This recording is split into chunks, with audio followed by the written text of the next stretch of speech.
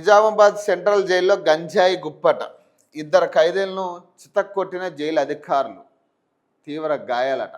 Jail విజ్ఞప్తితో వారిని మరో కారాగారానికి తరలింపట. ఘటనపై విచారణ చేపట్టిన జైలు శాఖట. అత్యంత కట్టుదిట్టమైన నిఘా ఉండే నిజామాబాద్ కేంద్ర కారాగారంలో గంజాయి గుప్పుమంది. జైలు గోడలు దాటి గంజాయి, సిగరెట్లు, ఇతర నిషేధిత పదార్థాలు లోపల ఉన్న ఖైదీల చేతికి అందాయి. నిషేధిత పదార్థాలు జైల్లోకి ఎలా వచ్చాయనేది విచారించాల్సిన జైలు అధికారులు వాటిని ఉపయోగించారన్న కారణంతో ఇద్దరు ఖైదీలను విచక్షణారహితంగా కొట్టారట. ఒకరికి పక్కటెముక, మరో కాలు విరగడంతో విషయం ఆలస్యంగా వెలుగులోకి వచ్చింది. నిజామాబాద్ కేంద్ర కారాగారంలో గత వారం ఇద్దరు ఖైదీలతో అధికారులు జైలు ఆవరణ పరిశుభ్రం చేయించారు.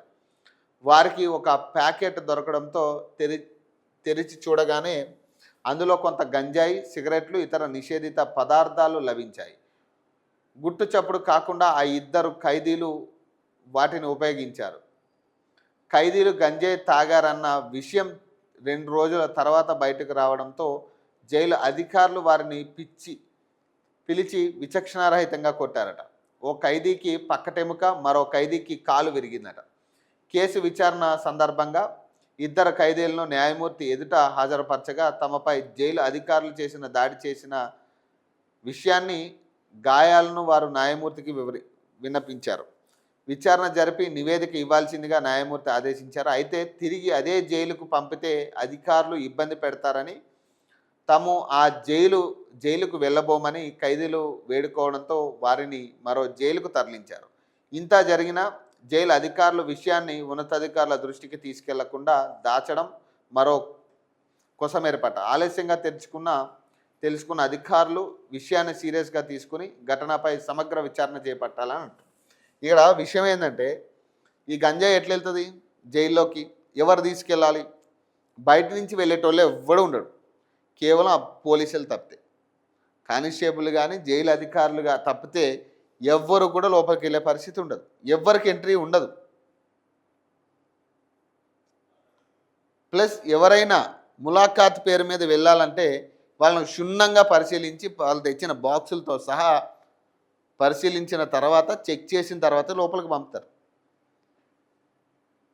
ఇక మూడు స్టేజ్ల్లో ఆ బాక్సులు కావచ్చు, ఏదైనా మనం ములాఖాత్కి పట్టుకెళ్తే ఎవరికైనా ఫ్యామిలీ మెంబర్స్ని కలవడానికి వెళ్ళినప్పుడు ఇక 3 స్టేజెస్లో దాన్ని చెక్ చేస్తారు, మనం పట్టుకెళ్ళే ప్రతి వస్తువుని కూడా. అలాంటిది మరి జైల్లోకి ఎట్లా వెళ్ళింది ఈ గంజాయి, సిగరెట్లు ఎట్లా పోయినాయి? ఎవరు తీసుకెళ్తారు? జైలు అధికారులే వెళ్తారు. అంతకు మించి ఇక దీంట్లో అనుమానించాల్సిన అవసరమే లేదు. ఇక జైలు అధికారులు ఎవరైతే డ్యూటీలు చేస్తూ ఉన్నారో ఇక వాళ్ళకి అవకాశం ఉంది. ఇది ఇక ఎవ్వరికి తెచ్చే అవకాశం లేదు.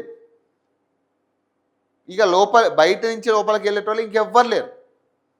ఇక ఫ్యామిలీ మెంబర్స్ వస్తే వాళ్ళని మీరే చెక్ చేసి లోపలికి పంపుతారు. మరి ఎవరు?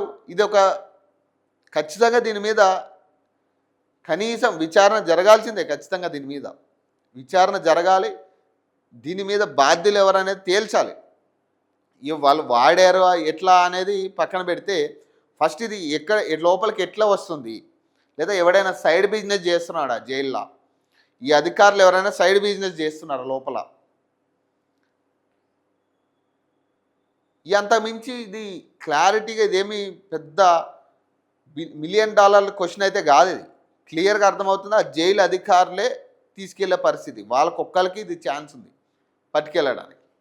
ప్లస్ ఎవరైనా సైడ్ బిజినెస్ కూడా చేసి ఉండొచ్చు ఇట్లా, లేదా ఎవరి దగ్గర లంచం తీసుకుని వాడు రెగ్యులర్గా ఇవి సప్లై చేస్తుండొచ్చు. సో ఇన్ని అనుమానాలు ఉన్నాయి.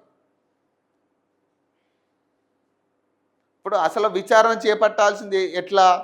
ఆ జైల్లోకి ఆ ప్యాకెట్ ఎట్లా వచ్చింది అనే దాని మీద విచారణ చేయాలి జైలు అధికారులు. ఈ కొట్టిన వాళ్ళ మీద కూడా అనుమానం వస్తూ ఉంది.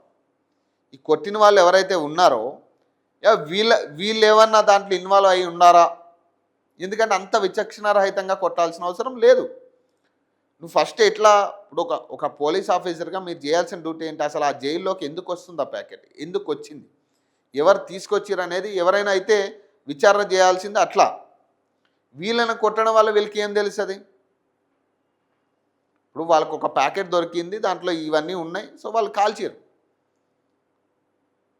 ఇప్పుడు మనం విచారణ ఎట్లా చేయాలి? ఆ ప్యాకెట్ ఎందుకు వచ్చింది, ఎట్లా వచ్చింది, ఎవరు తీసుకొచ్చారు అనేది యాక్చువల్లీ ఎవరైనా అయితే అట్లా విచారణ చేస్తారు.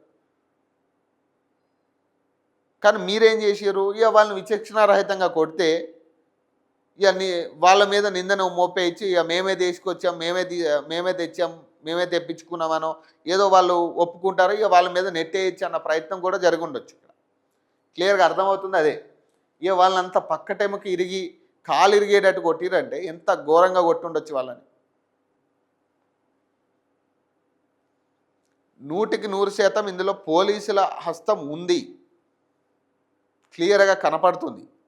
ఆ కొట్టిన పోలీసులను ఫస్ట్ డిమాండ్ చేసి వాళ్ళని విచారణ చేస్తే అప్పుడు ఆ జైల్లోకి ఎట్లా వచ్చినాయి అనేది క్లియర్గా అర్థమవుతుంది.